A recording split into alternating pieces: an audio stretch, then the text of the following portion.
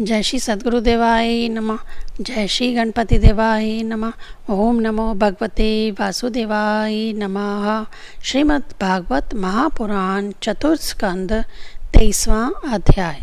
राजा पृथु की तपस्या और परलोक गमन। श्री मैत्रेय जी कहते हैं, इस प्रकार महामनस्वी प्रजापति पृथु ने स्वयं में अन्न आदि तथा पुरग्राम आदि सर्ग की व्यवस्था करके स्थावर जगम सभी की आजीविका का सुविधा कर दिया तथा साधु जनोचित धर्मों का भी खूब पालन किया। मेरी अवस्था कुछ ढल गई है और जिसके लिए मैंने इस लोक में जन्म लिया था, अतः उस प्रजा रक्षण रूप ईश्वर आज्ञा का पालन भी हो चुका है। अतः अब मुझे अंतिम पुरुषार्थ मोक्ष के लिए प्रयत्न करना चाहिए। यह सोचकर उन्होंने अपनी विरह में रोती हुई अपनी पुत्री रूपा पृथ्वी का भार पुत्रों को सौंप दिया और सारी प्रजा को बिलखती छोड़कर वे अपनी पत्नी सहित अकेले ही तपोवन को चल दिए। वहाँ भी वे वानप्रस्थ आश्रम के नियमानुसार उसी प्रकार कठोर तपस्या में लग गए जैसे पहले गृहस्थ आश्रम में अखंड व्रत पूर्वक पृथ्वी को विजय करने में लगे थे। कुछ दिन तो उन्होंने कंद मूल फल खाकर बताए, कुछ काल सूखे पत्ते खाकर रहे, फिर कुछ पखवाड़ों तक जल पर ही रहे और इसके बाद केवल वायु से ही निर्वाह करने लगे। वीरवर पृथु मुनि वृत्ति से रहते थे। गर्मियों में उन्होंने पंच अग्नियों का सेवन किया। वर्षा ऋतुओं में खुले मैदान में रहकर अपने शरीर पर जल की धाराएं सही और जाड़े में गले तक जल में खड़े रहे। वे प्रतिदिन मिट्टी की वेदी पर ही शयन करते थे। उन्होंने शीतो उष्ण आदि सब प्रकार के द्वंद्वों को सहा तथा वाणी और मन का संयम करके ब्रह्मचार्य का पालन करते हुए प्राणों को भी अपने अधीन किया। इस प्रकार श्री कृष्ण की आराधना करने के लिए उन्होंने उत्तम तप किया। इस कर्म से उनकी तपस्या बहुत पुष्ट हो गई और उसके प्रभाव से कर्म मल नष्ट हो जाने के कारण उनका चित्त सर्वदा शुद्ध हो गया। प्राणायाम के द्वारा मन और इंद्रियों के निरुद्ध हो जाने से उनका वासना जनित बंधन भी कट गया।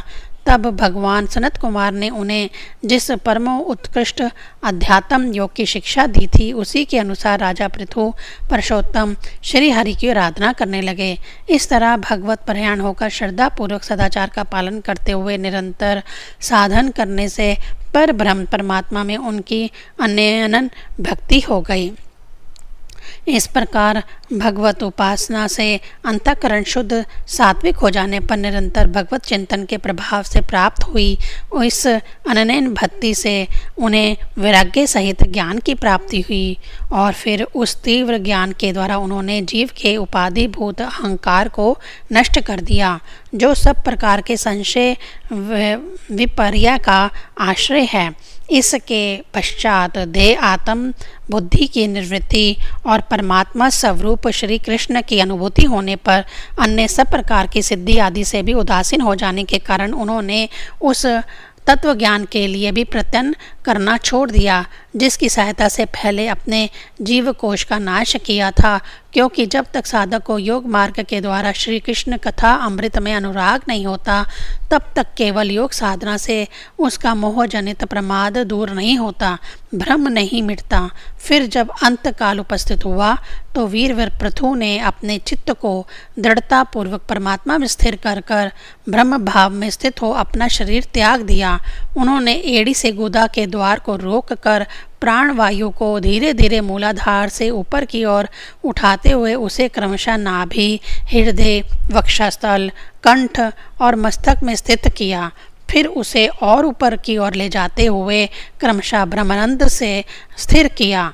अब उन्हें किसी प्रकार के संसारिक भोगों की लालसा नहीं रही। फिर यथास्थान विभाग करके प्राण वायु को समष्टि वायु में, पार्थिव शरीर को पृथ्वी में और शरीर के तेज को समष्टि तेज में लीन कर दिया।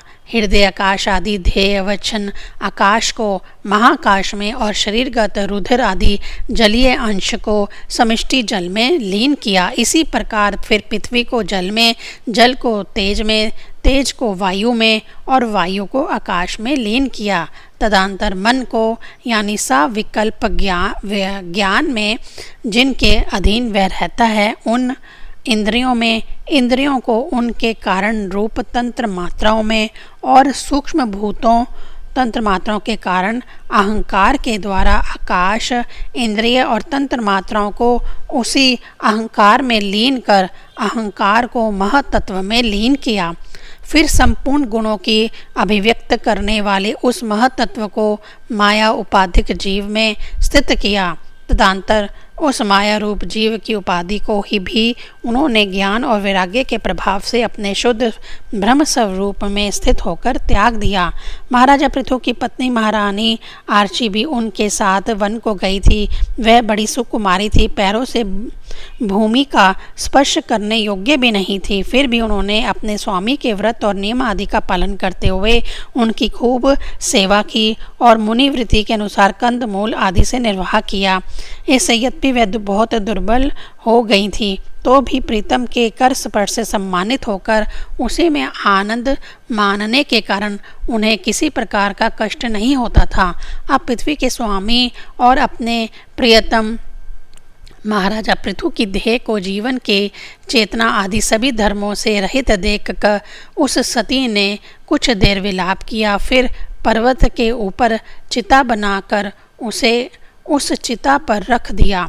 इसके बाद उस समय के सारे कृत्य कर नदी के जल में स्नान किया। अपने परम पराक्रमी पति को जलांजलि दे आकाश स्थित देवताओं की वंदना की तथा 3 बार चिता की परिक्रमा कर पति देव के चरणों का ध्यान करती हुई अग्नि में प्रवेश कर गई। परम साध्वी आर्ची को इस प्रकार अपने पति वीरवर पृथु का अनुगमन करते देख सहसों वरदायिनी देवियों ने अपने अपने पतियों के साथ उसकी स्तुति की। वहाँ देवताओं के बाजे बजने लगे। उस समय उस मंद्राचल के शिखर पर वे देवांगनाएं पुष्पों की वर्षा करती हुई आपस में इस प्रकार कहने लगी। देवियों ने कहा, अहो यह स्त्री धन्य है, इसने अपने पति राज राजेश्वर पृथु की मन वाणी शरीर से ठीक उसी प्रकार सेवा की है जैसे श्री लक्ष्मी जी यज्ञेश्वर भगवान विष्णु की करती हैं।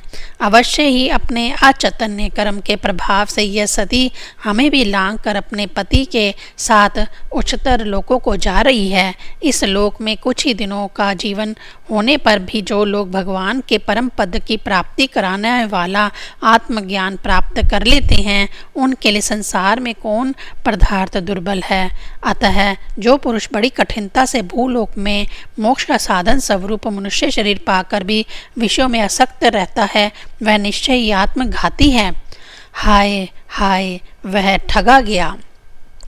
श्री मैत्रेय जी कहते हैं, विदुर जी, जिस समय देवांगनाएं इस प्रकार स्तुति कर रही थी भगवान के जिस परम धाम को आत्मज्ञानियों में श्रेष्ठ भगवत प्राण महाराज पृथु गए, महारानी आर्ची भी उसी पति लोक को गई। परम भागवत पृथु जी ऐसे ही प्रभावशाली थे। उनके चरित्र बड़े उदार हैं। मैंने तुम्हारे सामने उनका वर्णन किया। जो पुरुष इस परम पवित्र चरित्र को श्रद्धापूर्वक निष्काम भाव से एकाग्रचित्त से पढ़ता, सुनता अथवा सुनाता है वह भी महाराजा पृथु के पद भगवान के परम धाम को प्राप्त होता है। इसका सकाम भाव से पाठ करने से ब्राह्मण ब्रह्म तेज प्राप्त करता है, क्षत्रिय पृथ्वीपति हो जाता है, वैश्य व्यापारियों में प्रधान हो जाता है और शूद्र में साधुता आ जाती है। स्त्री हो अथवा पुरुष, जो कोई इसे आदर पूर्वक 3 बार सुनता है वह संतानहीन हो तो पुत्रवान, धनहीन हो तो महाधनी, कीर्तिहीन हो तो यशस्वी और मूर्ख हो तो पंडित हो जाता है। यह चरित्र मनुष्य मात्र का कल्याण करने वाला और अमंगल को दूर करने वाला है। यह धन, यश और आयु की वृद्धि करने वाला, स्वर्ग की प्राप्ति कराने वाला और कलयुग के दोषों का नाश करने वाला है। यह धर्म आदि चतुर्वर्ग की प्राप्ति में भी बड़ा सहायक है। इसलिए जो लोग धर्म, अर्थ, काम और मोक्ष को भली भांति सिद्ध करना चाहते हों उन्हें इसका श्रद्धापूर्वक श्रवण करना चाहिए। जो राजा विजय के लिए प्रस्थान करते समय इसे सुनकर जाता है उसके आगे आकर राजा लोग उसी प्रकार भेंटें रखते हैं जैसे पृथु के सामने रखते थे। मनुष्य को चाहिए कि अन्य सब प्रकार की आसक्ति छोड़कर भगवान में विशुद्ध निष्काम भक्ति भाव रखते हुए महाराजा पृथु के इस निर्मल चरित्र को सुने, सुनावें और पढ़ें। विदुर जी, मैंने भगवान के मामत्य को प्रकट करने वाला यह पवित्र चरित्र तुम्हें सुना दिया। इसमें प्रेम करने वाला पुरुष महाराजा पृथु की सी गति पाता है। जो पुरुष इस पृथु चरित्र का प्रतिदिन आदर पूर्वक निष्काम भाव से श्रवण और कीर्तन करता है उसका जिसके चरण संसार सागर को पार करने के लिए नौका के समान हैं उन श्री हरि में सुदृढ़ अनुराग हो जाता है। 23वां अध्याय संपूर्ण।